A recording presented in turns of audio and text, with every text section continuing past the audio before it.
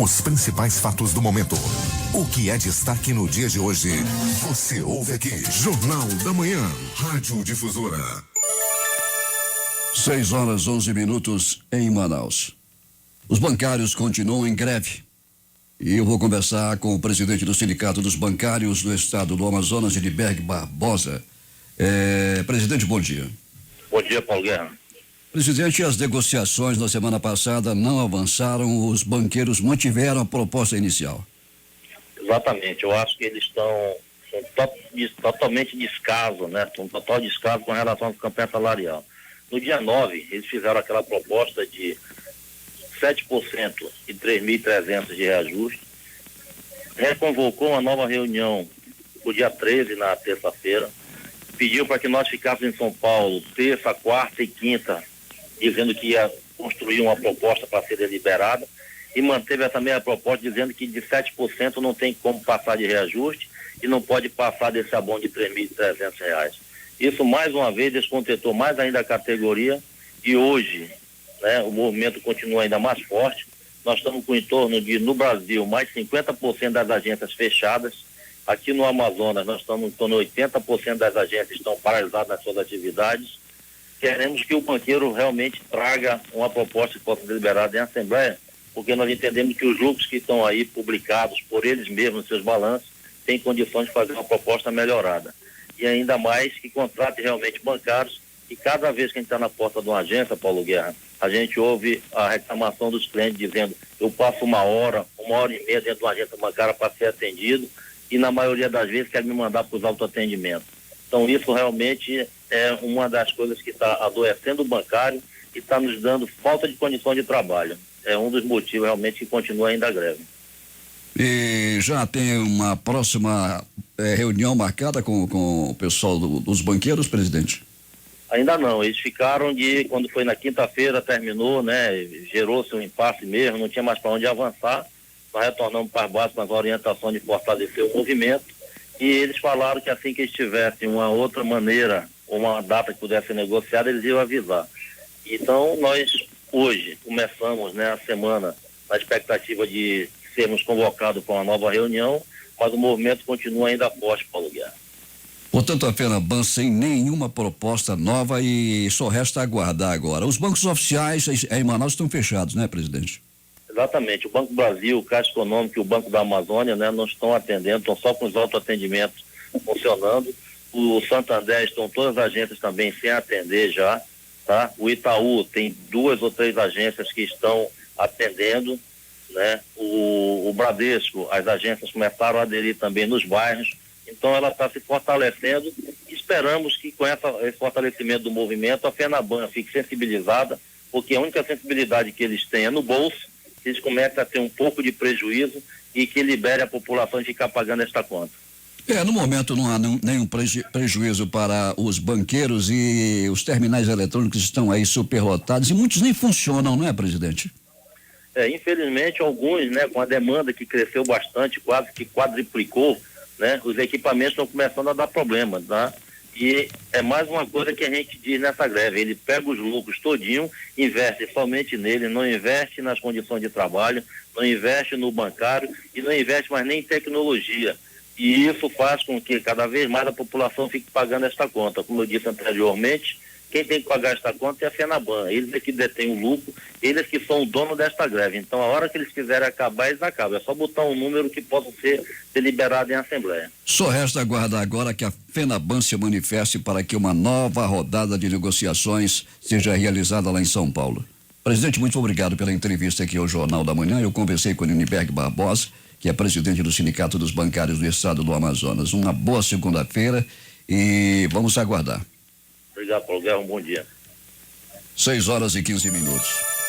Alunos e professores da Escola Superior de Saúde da Universidade do Estado promovem a partir da próxima quinta-feira a 7ª Feira de Anatomia Humana da UEA. Durante a feira, o visitante poderá conhecer peças naturais de todos os órgãos humanos conservadas em formol. A feira será realizada até o dia 24 na ESA, no bairro de Cachoeirinha, de 9 às 20 horas. A fase final do 20º exame de ordem da OAB-AM registrou 17 abstenções e informou a organização do concurso. A prova teve duração de 5 horas e foi realizada neste domingo na unidade da Universidade Paulista. Estavam aptos a concorrer na fase final 742 candidatos, sendo 471 aprovados ainda na primeira fase da 20ª edição e 271 do reaproveitamento também da primeira fase. Uma ação pela valorização da vida mobilizou profissionais de psiquiatria e psicologia, estudantes da área, defensores e defensoras públicas e toda a equipe da área psicossocial da Defensoria Pública do Amazonas neste domingo no calçadão da Praia da Ponta Negra. A ação faz parte da programação do Setembro Amarelo, campanha de prevenção ao suicídio realizada pela Associação Amazonense de Psiquiatria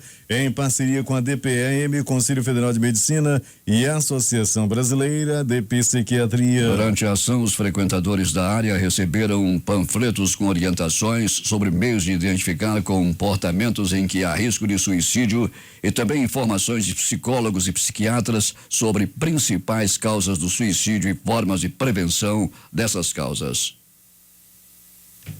6h17 em Manaus. O Coral Tubones da Universidade do Estado do Amazonas será o responsável pela abertura do 21º Festival Brasileiro de Trombonistas. A solenidade vai acontecer hoje às 20 horas no Teatro Amazonas. O 21º Festival Brasileiro de Trombonistas é considerado um dos maiores festivais da América Latina. A programação é composta por 5 apresentações gratuitas. O evento reunirá em torno de 150 músicos de todo o país, como Ricardo Santos, da Orquestra Sinfônica Brasileira, e Carlos Freitas, da Orquestra Sinfônica de São Paulo. Debate de candidatos a prefeito de Manacapuru movimentou uma multidão em frente à Rádio Palmeira FM, que está transmitindo o Jornal da Manhã. O evento promovido pela emissora aconteceu no último sábado, dia 17, levando a multidão ao delírio, com gritos, xingamentos, discussões e ocasionando um grande congestionamento de veículos nas ruas próximas do local. Diferente dos simpatizantes e correligionários que aguardavam um debate bem acalorado, os candidatos parecem ter se combinado, dividindo-se em 2 grupos, um para a conservação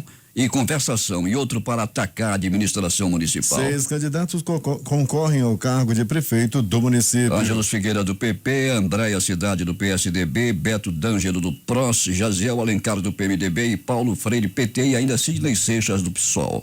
A segunda etapa da ligação viária Presidente Dutra, obra que integra o Programa Social e Ambiental do Igrapé de Manaus, o Prosamin da Bacia de São Raimundo, deve ser concluída ainda neste semestre. A constatação é do governador José Mello durante visita neste final de semana à obra para conferir o andamento dos trabalhos que avançam entre as ruas Oswaldo Cruz e Avenida Presidente Vargas, na margem direita do Igarapé de São Raimundo, na zona oeste da cidade. No local estão em execução os serviços de assentamento de meio-fio e calçada, drenagem, regularização de talude e plantio de grama, instalação e pintura de guarda-corpo. Para o entorno desta obra estão previstas 6 praças construídas em áreas remanescentes e uma ciclovia. A ligação viária interligará a nova via Avenida Caco Caminha, no bairro Presidente Vargas, melhorando o fluxo de trânsito no local. A Justiça do Amazonas vai dar continuidade a partir de hoje às audiências de instrução para ouvir os policiais militares presos no ano passado durante a Operação Alcateia. A ação desarticulou um grupo de extermínio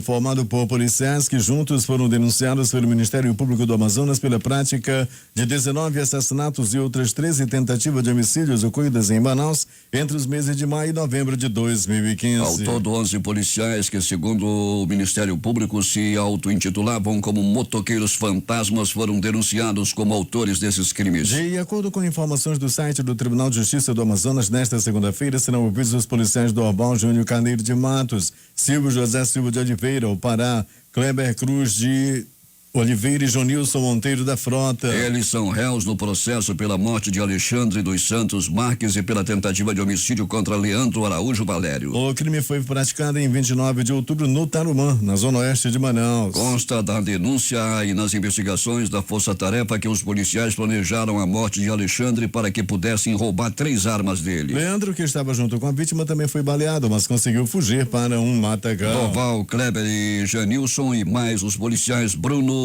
Cesane Pereira e Germano da Luz Júnior também serão ouvidos pelo assassinato de Giovanni da Silva de Souza. Consta na denúncia formulada pelo Ministério Público que o homem foi assassinado pelos policiais depois de ter sido sequestrado de dentro de casa onde morava no bairro da Paz, na zona centro-oeste, no dia 15 de setembro do ano passado. Segundo o Ministério Público do Amazonas, os policiais tinham a intenção de roubar a droga que o homem possuía. O corpo de Giovanni foi encontrado na rua Jaite Chaves, na colônia japonesa com uma cédula de R$2 manchada de sangue com escritas identificando uma facção criminosa. Durante as investigações, Junilson confessou à força-tarefa criada pela Secretaria de Segurança Pública do Amazonas terem sido ele, Dorval, Kleber, Bruno, Cezane e Germano os autores do crime. Ele informou ainda que foi Cezane quem teve a ideia de deixar a cédula com a identificação da facção para despistar a ação criminosa praticada por eles.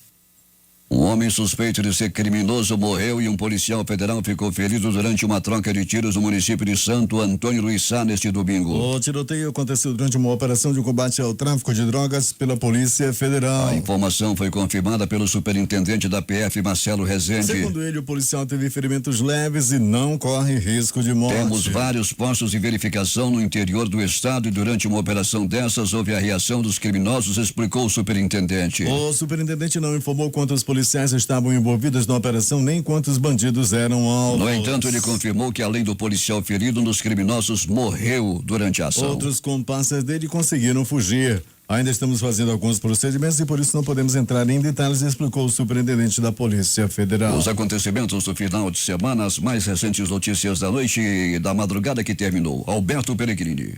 Muito bem, Paulo Guerra e ouvintes do Jornal da Manhã, uma noite, madrugada tranquila, um final de semana muito bom em relação à diminuição da criminalidade. Paulo Guerra, foram poucas mortes em relação aos finais de semanas anteriores.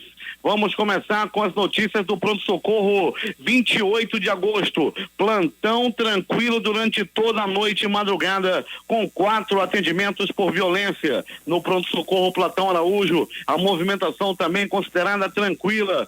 2 atendimentos por agressão física e uma pessoa que deu entrada e foi vítima de arma de fogo no pronto-socorro João Lúcio. Movimentação também considerada das mais tranquilas durante toda a noite e madrugada. Entretanto, 3 atendimentos. Um por agressão física, uma pessoa deu entrada vítima de acidente de trânsito e uma outra pessoa também deu entrada vítima de arma de fogo. De polícia. Ontem à tarde, no quilômetro 30 da M070, um homem até o momento não identificado colidiu com seu veículo no canteiro central. Ele acabou com o carro. Entretanto, não teve ferimentos graves. O carro ficou completamente destruído após, segundo ele, rodar na pista. Ontem à tarde, um homem de 40 anos de idade, dirigindo uma Montana de cor prata, acabou derrapando e entrando num barranco, bateu na ribanceira não, ele caiu da ribanceira, né? Antes, porém, ainda bateu pertinho do barranco e aí o carro desceu o barranco, bateu na árvore, mas ele também não teve ferimentos mais graves. As informações dão conta de que ele estaria embriagado. No bairro do Parque 10, 2 moradores de rua se desentenderam. Foi no começo da manhã de ontem, e um deles desferiu uma facada em seu desafeto e fugiu. O homem que levou a facada ficou agonizando. Foi uma agonia danada. Moradores do Parque 10 acabaram acompanhando todo o caso, chamaram o SAMU e o homem de rua, o morador de rua, foi levado a um pronto-socorro da cidade, onde não corre mais risco de morte. E mais de polícia. A Polícia Militar, Secretaria de Segurança, fizeram várias blitz em toda a cidade. Paulo Guerra, era possível ver as blitz acontecendo no Tarumã, Estrada da Ponta Negra, Avenida Noel Núteus, Avenida André Araújo, Avenida Coronel Max Teixeira também, em todas as zonas da cidade. Nós nos entregamos também aos desfrutes no final de semana e passamos por várias blitz dessa em toda a cidade, principalmente nas noites de sexta para sábado e de sábado para domingo. E o resultado está aí: diminuição na criminalidade e nenhuma morte por acidente de trânsito. As ações foram coordenadas pelo secretário de Segurança, Dr. Sérgio Fontes.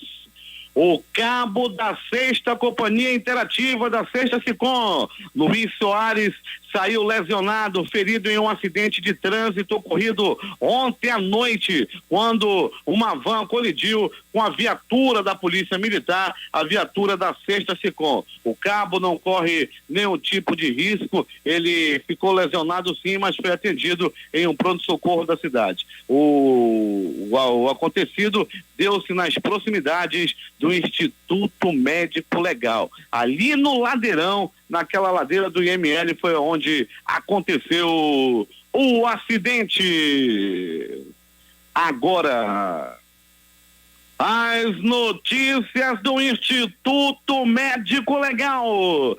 Saiba agora quem foi para a pedra durante o final de semana. Morte no Tancredo Neves.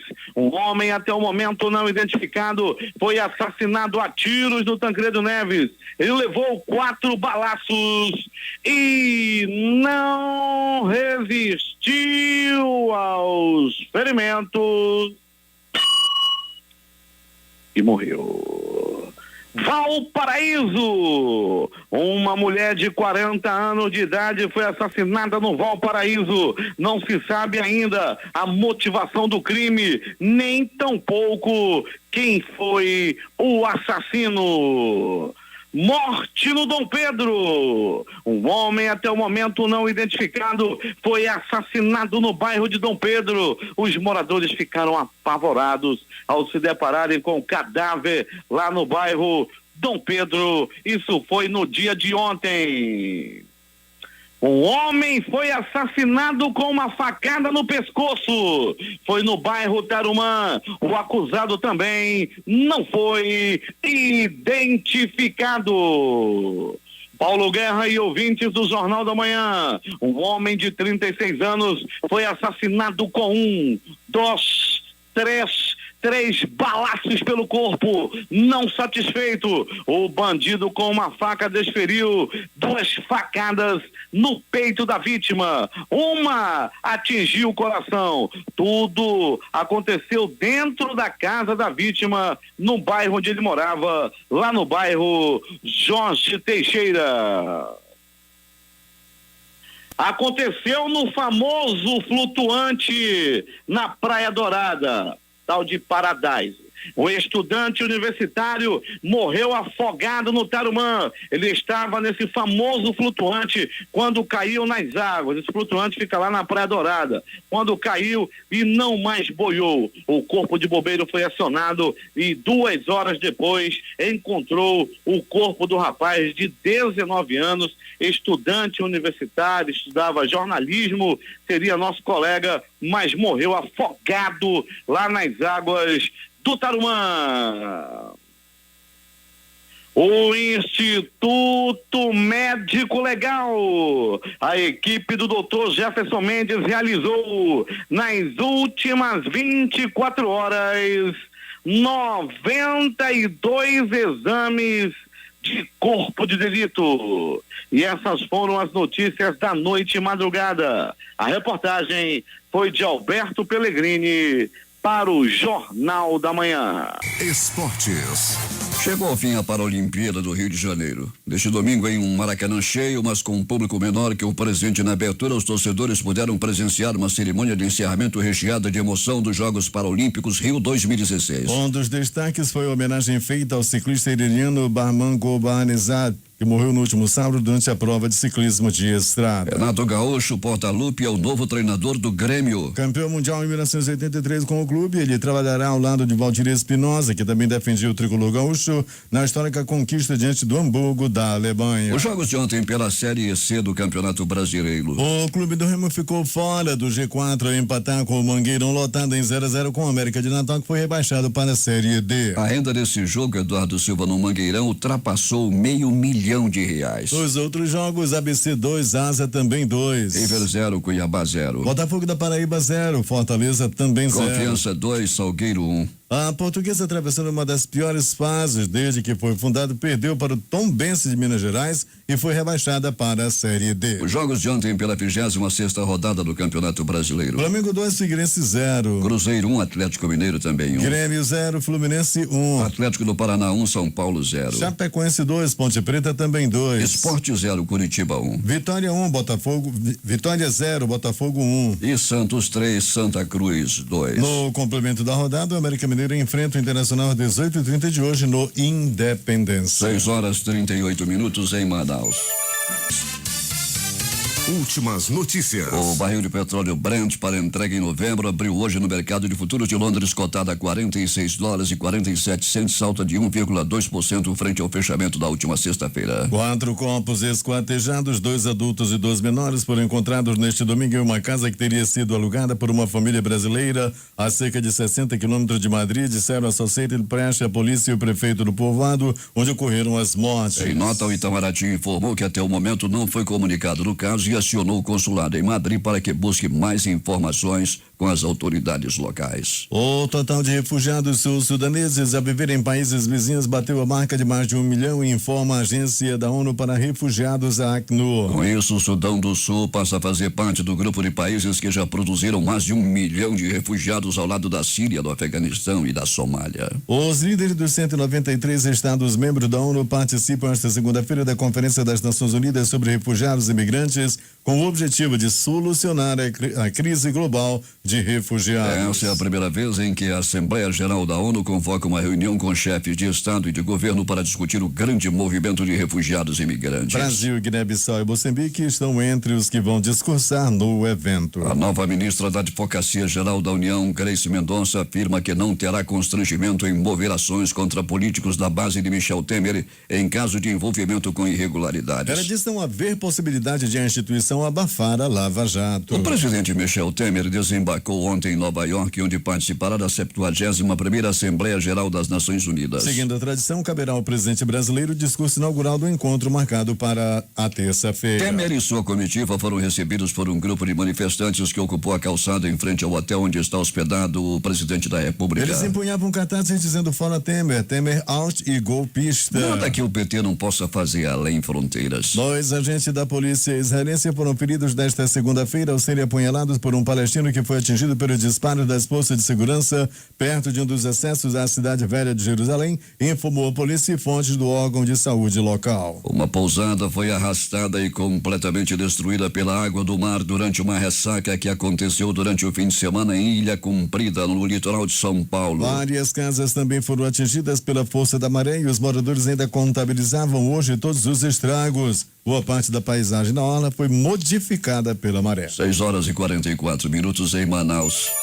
As Forças Armadas Revolucionárias da Colômbia, FARC, anunciaram ontem durante conferência que realizam em Los Llanos de Irari, em São Vicente del Caguán, que devem se lançar como partido político no dia 27 de maio do ano que vem. A ideia é que, sob a nova sigla, participem das eleições legislativas e presidenciais de 2018. Até maio, cumprindo o acordo com o governo colombiano, a guerrilha terá terminado as 3 fases da entrega de suas armas e dissolverão a cúpula do movimento como se configura atualmente. A data escolhida deve-se ao fato de que foi em 27 de maio de 1964 que a agrupação foi fundada com esse nome. Uma bomba suspeita que poderia conter explosivos de fabricação caseira foi detonada após ser localizada perto de uma estação de trem na cidade de Elizabeth, no estado de Nova Jersey, informaram hoje veículos de imprensa locais. O pacote explodiu esta madrugada enquanto era examinado por um robô da Brigada de Explosivos que ia realizar sua deflagração, disse o prefeito de Elizabeth, Chris Bolvage, segundo a emissora NBC. O Planalto não só concorda com a previsão do presidente da Câmara, Rodrigo Maia, de que a reforma da Previdência só será aprovada em 2017, como internamente já trabalha com um calendário bem mais largo na tramitação. O governo Temer reconhece nos bastidores que só deve conseguir promulgar as mudanças nas regras da aposentadoria no segundo semestre do ano que vem. Até a semana passada, os ministros diziam que a reforma avançaria muito ainda em 2016. Na reta final da campanha eleitoral municipal, a Câmara e o Senado ficarão esvaziados nas próximas 2 semanas devido à ausência daqueles que vão disputar as eleições no dia 2 de outubro e de parlamentares que irão às suas bases eleitorais para marcar presença ao lado de correligionários candidatos. Tradicionalmente não costumam nem ser marcadas votações para esta época pré-eleitoral. De última hora, porém, foi convocada uma sessão conjunta do Congresso Nacional com deputados e senadores nesta segunda-feira. O motivo foi o cancelamento da sessão que deveria ter ocorrido na semana passada. Assim como nas últimas semanas, Câmara e Senado também marcaram sessões deliberativas para segunda e terça-feira. Um congresso que custou mais de 277 mil reais, almoços de até 9 mil reais e uma confraternização de fim de ano ao custo de 30 mil reais são alguns dos gastos bancados pelo fundo partidário por meio da FUG, Fundação Ulisses Guimarães, um braço do Diretório Nacional do PMDB dedicado à formação política. Os dados constam da prestação de contas encaminhada pelo diretório da sigla ao Tribunal Superior Eleitoral relativos aos anos de 2015 e 2014. O fundo é formado majoritariamente por recursos provenientes do orçamento da União e gastos com seminários e congressos estão previstos na legislação. Porém, os documentos entregues pela FUG estão sob avaliação do TSE, cuja área técnica ainda não deu parecer sobre a legalidade dos gastos. No período em que as despesas ocorreram, a FUG foi presidida por Moreira Franco do PMDB e Eliseu Padilha, dois dos mais próximos colaboradores do presidente Michel Temer. A campanha nacional de multivacinação para crianças e adolescentes começa nesta segunda-feira em postos de saúde de todo o país. Pela primeira vez, jovens de 10 a 15 anos estão incluídos na ação, que também tem como público-alvo crianças de 9 anos e menores de 5. Outra novidade é que, além da poliomielite, serão aplicadas vacinas contra mais tipos de doença. O objetivo é atualizar o cartão de vacinação da população nessa faixa etária e reduzir o número de não imunizados, principalmente entre adolescentes. É um público mais resistente a buscar os serviços de saúde, diz a coordenadora geral substituta do Programa Nacional de Imunizações, Ana Goretti. Ao todo serão ofertadas 26 milhões de doses. Dessas, 19 milhões são de doses extras contra a hepatite A, poliomielite e febre amarela, por exemplo, além de tríplice viral contra sarampo, cachumba e rubéola pentavalente, entre outras. Agora 6h48 em Manaus. Os principais jornais do país e suas matérias de capa. O Globo do Rio de Janeiro. Homem alerta para mais explosões nos Estados Unidos em ligação anônima. A Folha de São Paulo. Protesto anti-Temer encolhe, tem breve confronto com policiais. O Estado de São Paulo. Família brasileira é encontrada esquartejada na Espanha. No Planalto Central, na capital da República, o Correio Brasiliense. Receita vai cobrar 10 bilhões por sonegação na Lava Jato. O Valor Econômico. Cunha acusa Moreira Franco de irregularidades no Porto Maravilha. Estado de Minas. Mais 2 casos suspeitos de febre maculosa são apurados em BH. Jornal do Comércio no Recife. Governo oferece aval para que estados tomem até 20 bilhões em empréstimos. Fortaleza Diário do Nordeste. Apenas branco disputa eleições em 45% das cidades do país. 0 hora Porto Alegre. Denúncias contra Lula contêm informação de delação recusada pela PGR. O Brasil Econômico. Profissionais do Mais Médicos avisam, não querem mais voltar para Cuba. Edições impressas locais, o Em Tempo. Secretaria quer expandir a área de cobrança do porto. Agora. Vendedor de água morto com facada no pescoço no Tarumã. A crítica. Agente leva tiro em operação da Polícia Federal. Essas foram as principais notícias de ontem e as primeiras de hoje. Termina aqui o Jornal da Manhã. Participaram desta edição reportagens J. Rai e Alberto Pellegrini. Operação de rádio Hamilton Cabral e Carlos Luiz Silva. A apresentação Eduardo Silva e Paulo Guerra. A nossa próxima edição vai acontecer amanhã às 5h45. Em instantes chega aqui mais um super campeão de audiência, a Grife dos Comunicadores, Valdir Correia, e o programa que leva a sua assinatura. Bom dia.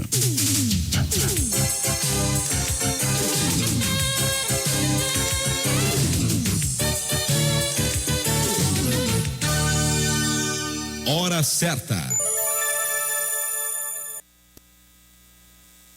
6h50 em Manaus. Difusora. O amor do Amazonas está no ar.